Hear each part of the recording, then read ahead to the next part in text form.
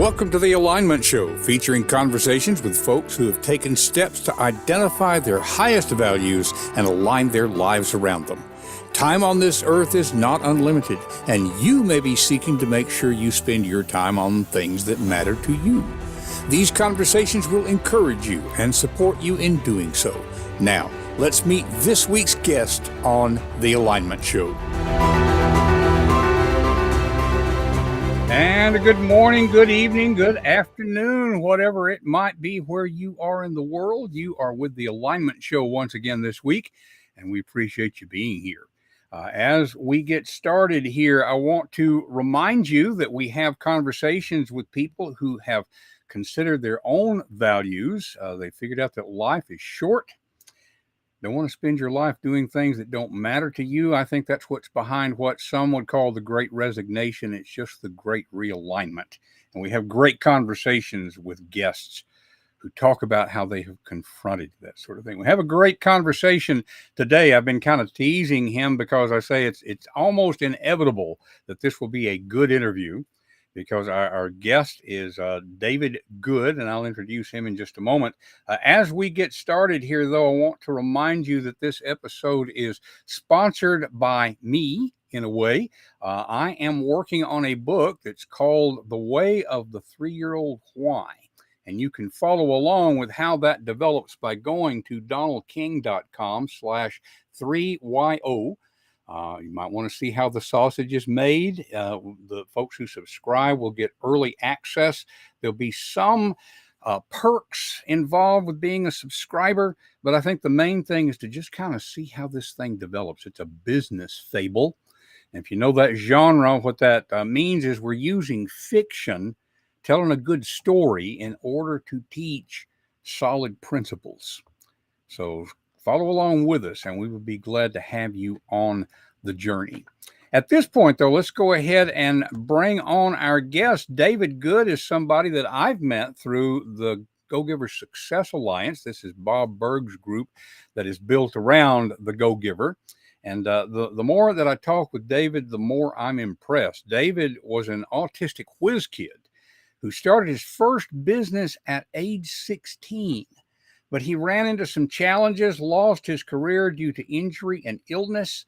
When he did, he pivoted to use his suffering to create a volunteer organization that spans cities across the globe and has impacted over 30,000 people worldwide. It's called International Friend Connection. And we'll be talking about that a little more later. He's been awarded 2 medals from the President of the United States for his volunteerism. And so I'm just excited to be able to bring David Good on. Let's get David on the stage. David, welcome to the show. Hi, Don. Real grateful to be here. So thank you for coming on here. I want to just dig right into, there's just so many questions that I have about how you have developed on your journey. When you say autistic whiz-kid, I know a little bit enough about that to know the word spectrum. You know, that means we can talk about people who may fit that classification, so to speak, and yet everybody is unique. So yeah, that's very true. So what was it that led you into the technical stuff that I think you were doing at 16? Well, so basically this may show my age a bit, but so I grew up when the internet was just invented, and so when the internet was just invented, I was like, oh, this is the greatest thing ever. You talk to people from all over the world, something I wanted to do my whole life. And so I got started because I wanted to build a website for my local FFA organization. FFA is a agricultural leadership organization. Grew up in a big dairy farm, but I didn't like farming at all. I love computers, things like that. Science, used to read the encyclopedias for fun when I was a kid, kind of thing. But yeah, really I identified with computers and technology more than I identified with people, because people were just so dang confusing. Yeah. And I mean, we can relate to that because computers, they're at least consistent. Yeah, you may have trouble figuring out, but once you've figured it out, they do the same thing all yeah, the they make time. sense. And my brain sees the world, the universe is kind of like systems and patterns and processes. And if I can figure out the systems and patterns, then I can basically do whatever I want to do. But with people, man, it was really hard for me to figure out as a kid. Oh yeah, well, and it still is. So Oh yeah, yeah. I so even hear from neurotypical people that they can't even figure people out too. So. yeah, yeah. So I know, and I'm peripherally connected to the community just because of having a disabled child. So, Oh, huh. I can't speak from direct experience, but my observation is that folks who deal with autism, um, that the communication thing really is more of a challenge.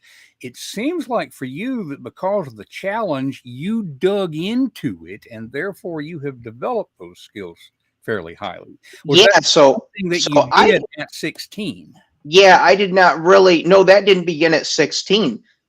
So I'll tell you some things. So, like when I was a teenager, when I was in my 20s, I mean, part of it's doing to be autistic is like a lot of times people that. So my diagnosis would be what's known as Asperger's, kind of really high functioning, pretty high IQ there. But the thing was, so being autistic, you talk with a lot of people with Asperger's, they have like no filter. You just say whatever's on your mind.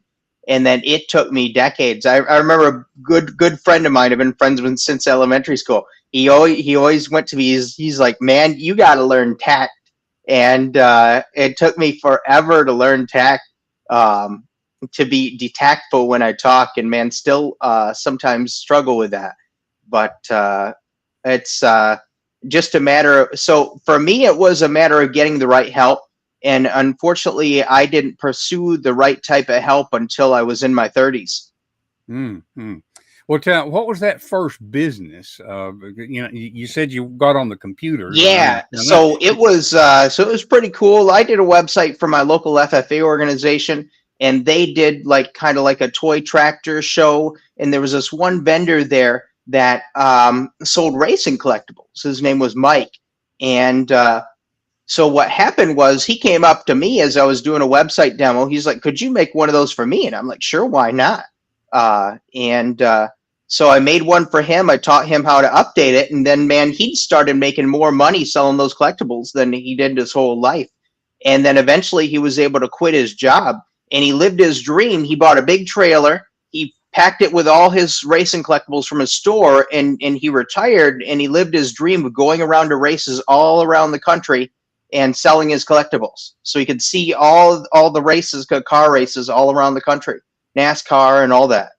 Okay, cool. So you enabled somebody else to pursue their Oh dream. yeah, yeah, and that was cool. Then he introduced me to his boss, who's been a good friend and mentor to me. And then that was my second client, and a brilliant man named Dave Miller. He had a furniture company in Grand Rapids, one small office, and then maybe a shop of 6 people. And now he's retired. His son runs it, but they have a huge business, like 500 employees. And oh man, the company is so big now. And his son's brilliant, good man. Impressive story I just heard from him. And I think it needs to be said is when it's called Grand Rapids Share. And when COVID hit, so what most companies did, laid the employees off, canceled all their health insurance. And his son was like, "Dad, I don't know what I'm going to do. Our employees can't afford their health insurance, and I don't know if we can afford to pay it because we're not doing any business. We don't have any revenue." And so his son went before the board of directors and said, "You know what? I don't care what you guys think. We're going to pay for our employees' health insurance, even if we lose money." And so he did that, and his employees are completely loyal. They basically have zero turnover, and he took care of his employees more than worrying about making profits during the COVID. And so the CEO of the insurance company in Michigan came to him and said, "I tip my hat to you, sir, and you're the only business customer of ours that has done this." Hmm. Okay. Okay. It's just striking me as we talk about this, David, that what some might see as a disability, I think it has sensitized you to those human connections and their Yeah. importance, because that's what drives you now. But Yeah. before we talk about the what you're doing now, let's get that transition in there. Okay. What happened that you didn't just keep making websites? Yeah. So yeah, I'd gone back to college, dropped out, got a full-time job to be a software developer, building intranet apps for the steel company. Wonderful place to work, like that a lot. Then 9/11 happened, got laid off because a new type of virus came out. So it wiped out the whole company. They couldn't afford my services. Yeah, so I was on unemployment and then had a bad relapse of depression. Also got into a car accident and had to go on disability because I had so much. So I've always had migraine headaches, but it became chronic migraines, like more than 15 days of the month. So every other day you're in horrible pain. And then after the car accident, I was in pain like every day, and typing at the keyboard made it worse. I'd been back to work several times, but always it exacerbated it, and I was in horrible pain every day after getting back to work. But so I had everything taken away from me, and then I kind of just wallowed for a long time, kind of isolated myself because I was so ashamed. But I got better for a while, then had another relapse of depression after some members of the family passed. And so I finally found a therapist. Like, I'd never leaned into therapy before my whole life, didn't really think it was that helpful or anything. I saw a therapist once a month, kind of manage my depression to keep it away. But so I found a new one, a brilliant woman, Dr. Judith Kuiper. And she introduced me to something called acceptance and commitment therapy. And so it was a new thing to me. Part of it is you identify your values, what's most important to you in life. And I remember that depression was so bad, I could not fill out that worksheet. So she's like, well, we'll move on to the next step. Let's set small goals into something that you've always wanted to do. And I've always had a trouble driving. So first thing I did was I went to this comic convention that's 2 hours away. And so that was the first goal to do. And then she's like, well, let's try something else. What you used to like to do? And then so I used to like board games. And then I remembered there was a site called Meetup. And so I figured, and I looked on there and I'm like, heck, there's a board game group. Well, she's like, let's make that your next goal. Go to that board game group. And I remembered I went there. I shook the whole time. I played one game, barely said a word, and left. And I was so nervous. But every time I did that, it got easier. And then so I began to. Let me interrupt you there. No problem. What made you nervous? Was it the interaction or the unfamiliar setting? It was just being around unfamiliar people. Yeah. Okay. Yeah. Yeah, it was being around unfamiliar people. Yeah, I grew up being bullied a lot, so I did not like people at all, as I've said in a lot of my TV interviews. But then I started to realize, you know what? I'd just been around the wrong people most of my life. That was the thing, because you can't put all people in the same basket. Oh yeah. How old were you? You can't put all people in the same basket. Yeah. And so how old were you at that point? Oh, at that point, let's see. That was a good 11 years. I was in my lower 30s. Okay. Yeah, and I wish I would have learned all this stuff in my 20s. Man, if I could get a hold of myself in my teens or 20s and teach them what I know now, my life would have been totally different. But I think that's with everybody. Yeah, that's true for most of us. But yeah, I got inspired to start my first group. I never thought I'd be able to start a meetup group until so I was in a group I really liked. It got shut down, and then I debated for 30 days to take it over, and I'm like, no, I can't do this. It's too hard to run a group. And that got deleted. But then the last day, the day after it got deleted, I said, heck, I'm going to start my own group. Started my first group, West Michigan Geeks, and I did my first meeting, shook the whole time, and barely said a word to anybody. But like 8 people showed up, and they had a good time, and they're like, when are we going to do this next? So I'm like, oh no, I got to do another one. But then every time I did it, it got a little bit easier. And I talked with someone later, and they were like, you know what? You did exposure response prevention therapy without even knowing what it was. And what that is, it's the golden standard for overcoming any anxiety, because basically whatever you're afraid of, the more you avoid it, that fear grows. So with exposure response prevention, you expose yourself to the thing that you fear very slowly, a little bit at a time, and it gets better. Like your anxiety is something that will never 100% go away, but it gets better, and you can live a more life in alignment with your values. That's what acceptance and commitment therapy teaches you to identify values, set small goals in alignment with those values to reach bigger goals, and then you have a meaningful and purposeful life. And as a side effect, you gain a measure of happiness, and the anxiety and the depression get better as a side effect. It's the kind of the secret to happiness is you don't pursue happiness, you pursue meaning and purpose, and then all that stuff comes as a side effect. Okay, that makes a lot of sense. I mean, I guess it's a common human experience that, oh, there's something that makes me uncomfortable.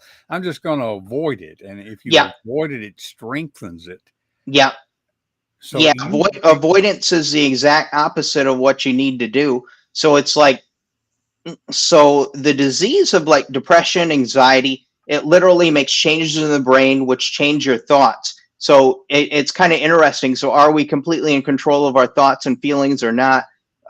So ACT teaches that thoughts and feelings are kind of random or in response to stimulus, and that we're not in control of our thoughts and feelings, but we're in control of our choices. So Okay. you can learn techniques to like deal with the fear. So you deal with your fear and you go about and do what you need to do anyways. And the thing is, so it's natural to produce avoidance, but the more you practice avoidance, the bigger the fear gets. Okay. Would you say that part of your secret is to get comfortable with being uncomfortable? Yeah, that's the exact thing. Get comfortable to be uncomfortable. So the thing is, it's be in pain, have depression, have anxiety, have fear, but go do it anyways. And it's not something you're going to learn in a week or a month. It may take you several years, but it's the most powerful skill you can develop, because Mm. most people spend their whole years in avoidance and fear, and then they reach the end of their life and they're like, oh, if I didn't have these fears, but I just think of what I could accomplish. And along with that, I hear you saying take baby steps Yeah, consistently in the direction you want. consistence is the key. Small steps and consistent steps, Mm. and don't give up, be persistent. But then there's such thing as beating a dead horse, where if you do the same thing over and over, expect different results. That's kind of called insanity. Is you want to change what you're doing as you evaluate the results of what you're doing. Okay, that makes a lot of practical sense, as you evidence here. Yeah, Now, there was a complication that was thrown in there. All of us experienced it, of course, but you were doing the face-to-face meetings. You had gotten comfortable with discomfort, with being yeah, around people. Meetup, of course, is organized around getting people together in actual physical rooms, and then the pandemic hit. yeah, So, what yeah. happened around that? So I'll tell you, and I got a couple people I want to thank. So so first 2 weeks of the pandemic, I shook for 2 weeks. My anxiety went crazy, and I was kind of paralyzed. And then one of my good friend and organizer named Duncan, he said, well, we have a Discord server that we're using. Let's start meeting online Discord server. And I'm like, that's a good idea. It broke me out of my paralysis. And then when it got better, we started meeting at parks. And some people couldn't figure out how to use Discord, but we met every Friday night like we used to. We'd meet at a local cafe, Cafe Boba. And so that, oh, sorry, I lost my train of thought.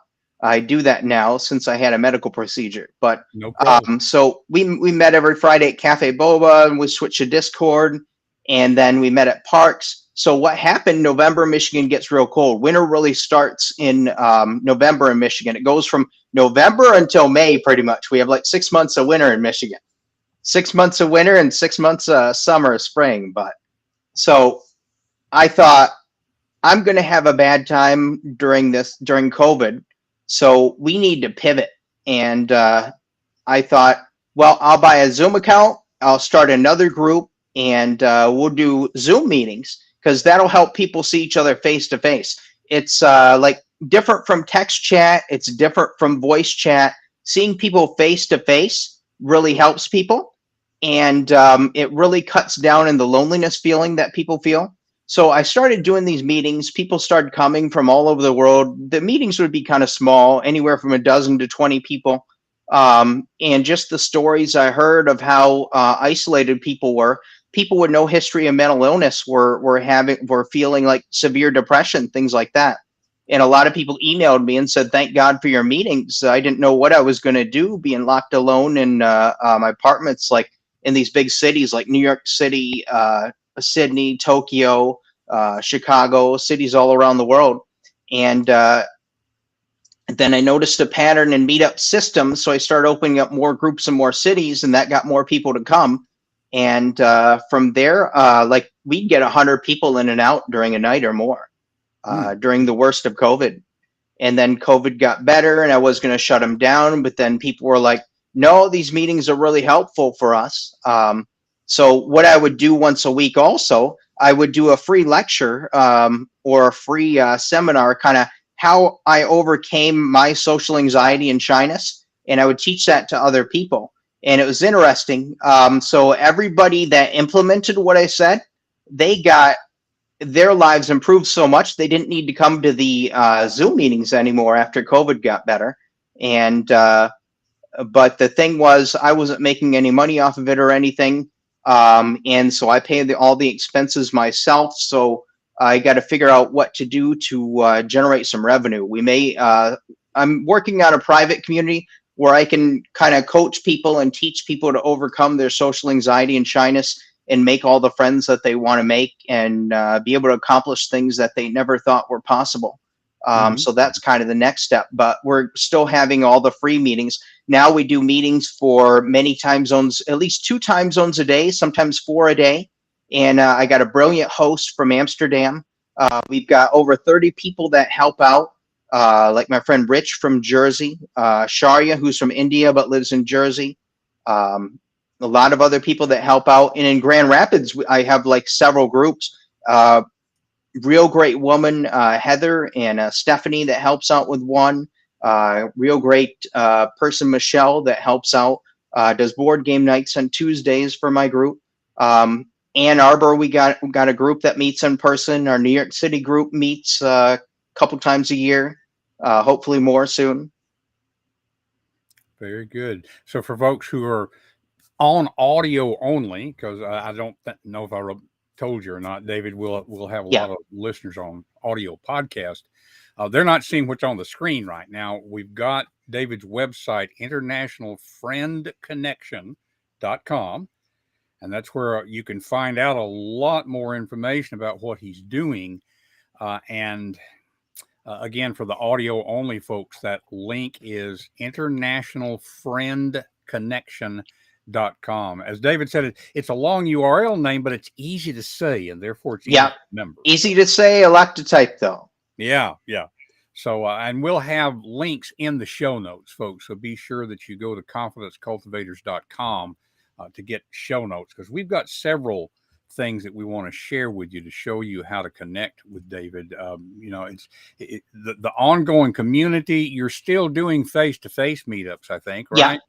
Okay. Oh, yeah, several times a week. Grand Rapids and Ann Arbor, Michigan. Okay.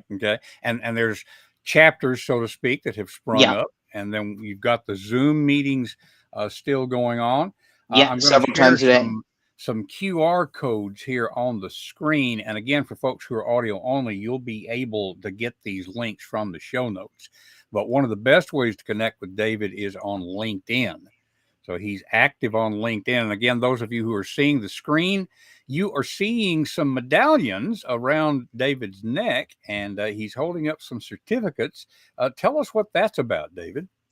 So I just received the gold and silver medal from President Biden for all the hours I've volunteered during the pandemic. let's see, it was like 384 hours in 21, and 22 it was like 820 hours or something like that. And so I submitted information about my organization to the federal government and Points of Light organization, and they said you qualify, so you can get these awards. And actually, pretty cool. I'm going to be able to award some to some of my organizers this year also for all the work that they've done.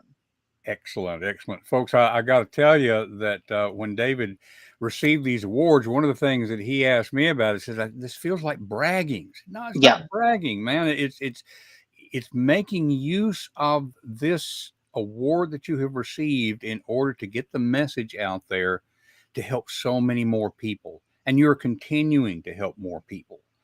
Want to be sure that we show the QR code for the International Friend Connection, just to make that easy for folks who can see it on screen. Again, audio only, folks, we will have that for you. And if you are on Meetup, then there is a link right there on Meetup itself for the International Friend Connection. So I've got a QR code up on the screen right now for that. Again, we'll put that link in the show notes later on. So we've had folks all along with us here following what we're talking about. Kathy Tajanel is saying you're helping so many people. David, thank you for sharing your story. You are so inspiring. And Peg Duchesne had commented earlier, glad to be here.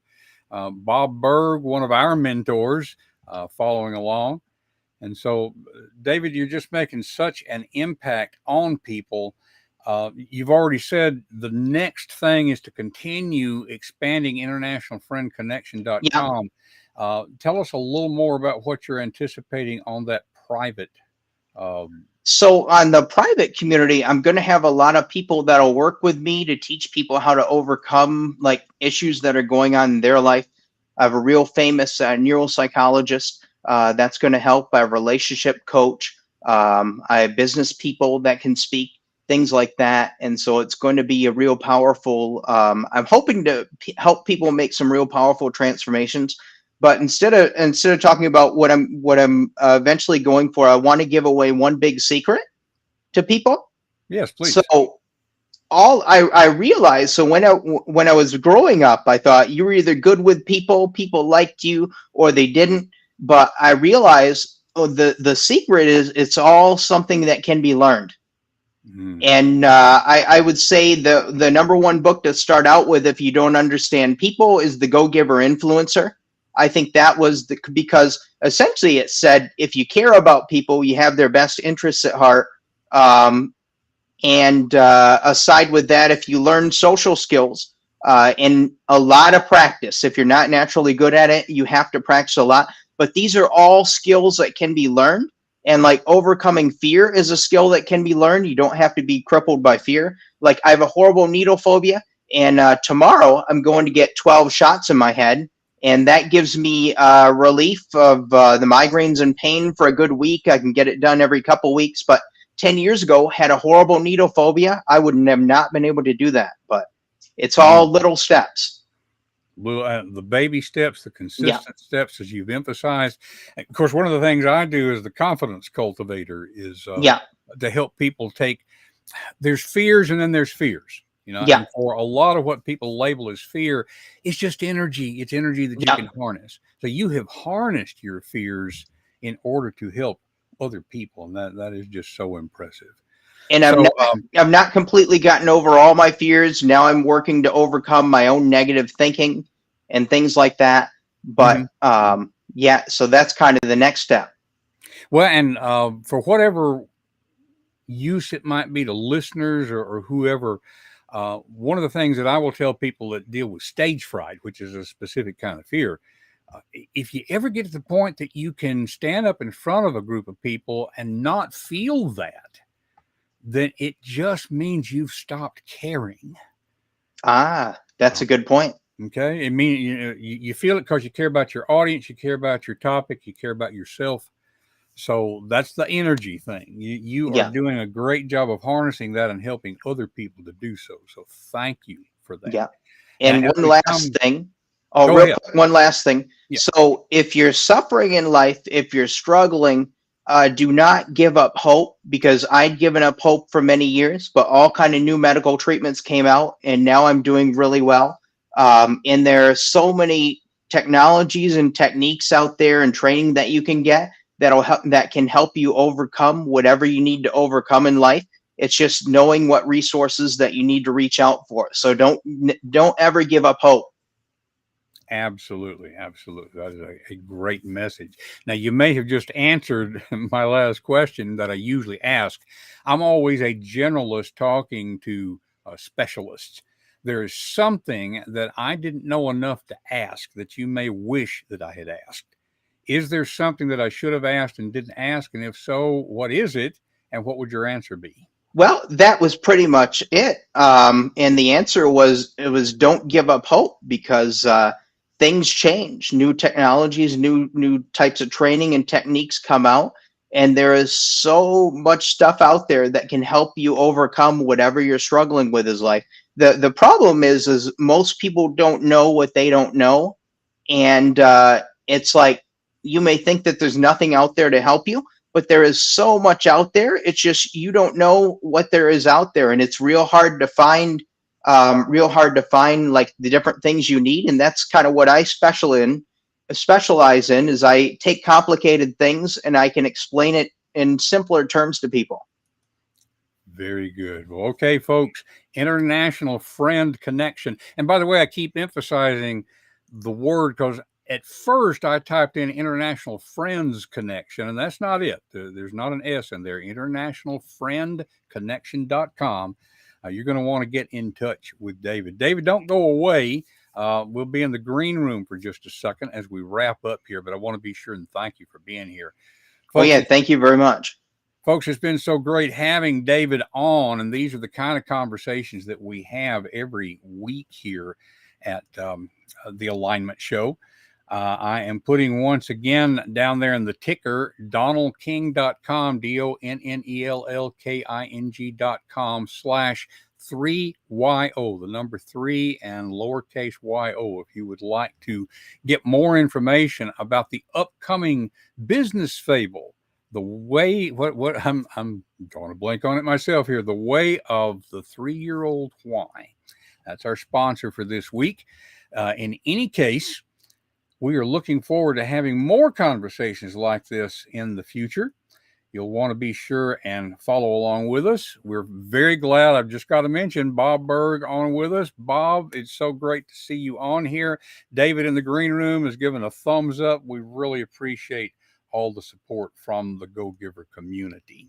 And we hope that these conversations on the Alignment Show do, in fact, help people to figure out how to go about living your values and valuing your life. And so for this week, we will say goodbye, and we will see you next week.